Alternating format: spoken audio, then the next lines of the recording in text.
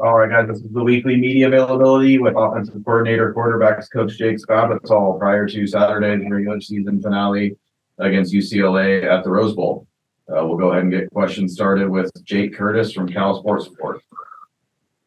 Jake, Justin suggested that Javen Thomas has a pretty decent chance of playing this week. How surprising is that to you? Yeah, it's pretty surprising. Unfortunately, I've kind of been a part of some of those scenarios before in my coaching career. And, that those kids get rattled from an experience like that. And I just think the way that everybody's handled Javen and with Coach AT and all of the support that he's had, I think it's just kind of gave him a very a comforting feeling of just, coming back, at his own discretion, and he wants to be back. Yeah, this game means a lot to him. He was making, such great progress to that point. And unfortunately that event occurred, and that kind of scares a lot of people at times. But Javen, he's a resilient guy, man. And I think just the culture that we have around here and how everybody's, very just, comforting and supporting him, that, he's kind of easing his way back into it. So we'll see where he goes, but it's just really good to see him running around out there after a scare like that. All right, we'll go to Jeff Ferrato. Hey, Jake, can you talk about the challenge facing your run game this week? You guys have run the ball real well, but I don't think they've given up a 100-yard game to a running back this year. And they've only given up 3 rushing touchdowns all season. How good are they, and what kind of challenge is it for you guys? I appreciate the reminder there, Jeff. It's they're a talented defense. It is, and how we've always had success offensively is establishing the run game, and that's always going to be an emphasis. And we've talked a lot to the team already about just the challenge that we face, because I do believe this is one of the more dynamic defensive fronts out there in the country. I think they're very good. What makes them really special in my mind is that they stop the run so well, and they get you in passing downs, and that's where they really take off, is that they're very good at being disruptive in the pass game. I think they're leading the country roughly, or just top 10 in hurries and sacks and just disruption on the QB, but it all stems from their run defense. So we've got to establish the run, because that's going to get us some more efficient downs, because if you get in those long scenarios with these guys, that's when they pin their ears back and they come get the quarterback. Thank you. Thanks, Jeff. All right, we'll go back to Jake Curtis. Yeah, at the expense of sounding immodest, I guess, the offense has been more productive. Why do you think that's true this season, and who deserves the credit? I think everybody deserves the credit. It's a team game, and I think we've done a really good job throughout the course of the year. We've had some unfortunate injuries. We've had a lot of moving parts with different positions, and I think we've always put our guys in the best, situation to have success. You look at all the injuries at running back, but you still have a healthy Jaden Ott. We've played 3 quarterbacks. We've had a couple injuries up front that we moved the guys around. Our receiver position has had injuries through fall camp, and we're moving those guys around. And we've played games in 12 personnel. We played games in 11 personnel. We've done a lot of spread games. We've done a lot of heavy set games, and I think it's just kind of us as a staff getting together and our players buying into the success that we've had. And every week is kind of a new adventure on what type of game plan we're going to have, on the challenge that we face. And I think we're good at understanding our deficiencies and understanding what we're good at. And we try to do, eliminate a lot of the stuff that, is ran throughout the week or just throughout the season, and just really kind of focus it in on what we're good at. And I think we've done a really good job at mixing up the presentations, and I think these guys are just starting to have a really good understand of how our offense works. My experience in the past is, year one is always kind of an up and down deal, and you're trying to move and shake as best you can. You're figuring out your personnel, and they're figuring out the coaches. And when you kind of get halfway through the season, you continuously get better. And then when you get into year two even takes off even more, because they're so comfortable with what we're coaching and what we're doing. But I think the credit goes to everybody, because I think everybody's had their moments as a player, and I think as a coaching staff, we've done a really good job at just trying to change up the varieties of what we do. To what extent does the improved offensive line play a part? Yeah, I think the O-line is playing at a high level.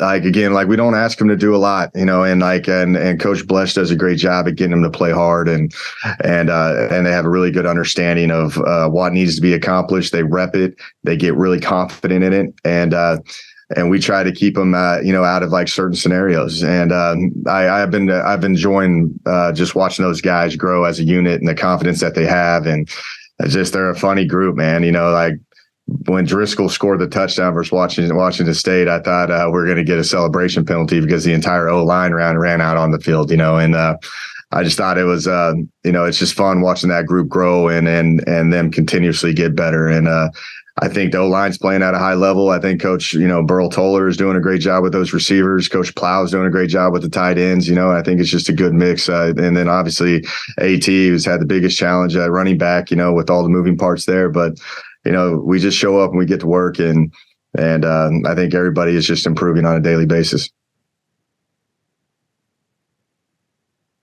All right. We'll go to that was Thomas Dunn, right? Correct? Yep. Okay. Anyone else with questions? Go ahead and put it in the queue now. All right. All right. We'll go to Maria Koladova from Rivals. I think Thomas. Yeah, I think Thomas was first. Yeah. Oh, okay. Go ahead, Thomas. All right, don't worry, Kelly, you're all good. Jake, when it comes to, you talk about mixing and matching personnel and things like that, with the terror of a UCLA defensive line that you guys have to face, how do you find the balance between telling Fernando, hey, we got to get the ball out quick with screens, or calling max protect to let these plays develop down the field? Yeah, I think you just turn the tape on, and I think as a quarterback, you got to get the ball out of your hand versus these guys. My whole thing is just try to stay the course, stay on track. I think when you get into negative situations or playing behind the chains, you see just some exotic looks of what they do from a defensive perspective up front. Like you're going to see, Latu play every single position on the defensive line. And like that kid is pretty special. And obviously I think he's a first round draft pick in my mind, but we got to keep him out of those exotic looks. So we got to stay on track. We've got to be able to get the ball out. We can't be sitting in the pocket too long. We've got to establish the run game. Again, if we get into passing downs, that's playing into their advantage, because I think they're very dynamic. This is the best front we've seen all year, and we got to try to eliminate them being able to be exotic up front. So we got to stay the course and stay ahead of the chains and stay on track. Thank you. Thanks. All right, now we'll go to Maria. Thanks. Can you talk a little bit about Ashton Starks and about how you're hoping to kind of use him maybe this week? Yeah, Ashton, he's going to be utilized each week. I had a big third down pickup, versus Stanford, which was awesome to see, but, just talking about that running back room, Jade Knott, like he carried the load, God, I think he played well over 80 plays, which is pretty crazy, for that game.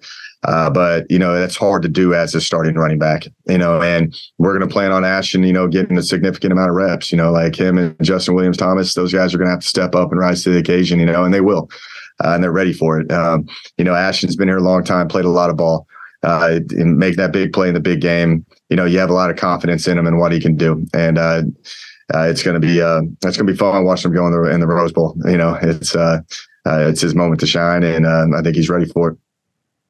Thanks. Thanks, Maria. All right, we'll go back to Jeff Ferraro. Jake, it's a question I intended to ask Justin, but I forgot. I wonder if you and he have had conversations about Tron Griselle perhaps needing a scholarship at some point.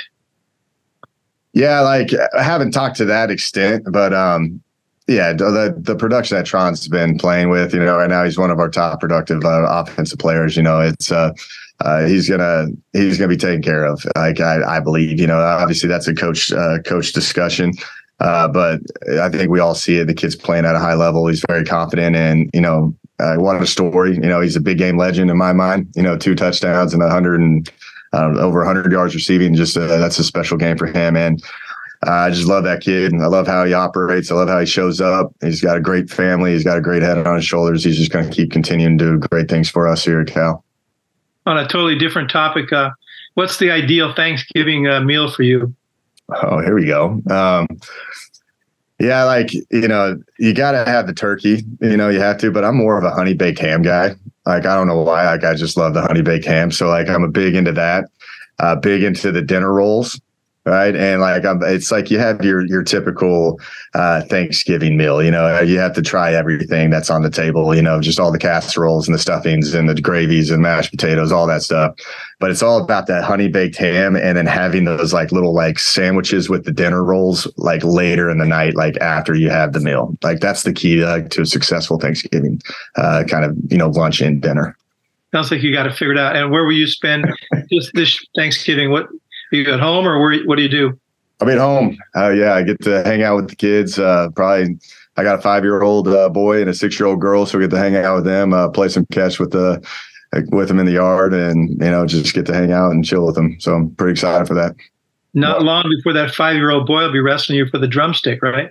Oh yeah, that's it's funny because I put him in jujitsu now, and so he's 5 and he thinks he can take me right now. So I might have to kind of show him the ropes a little bit. Have a good day. Thank you.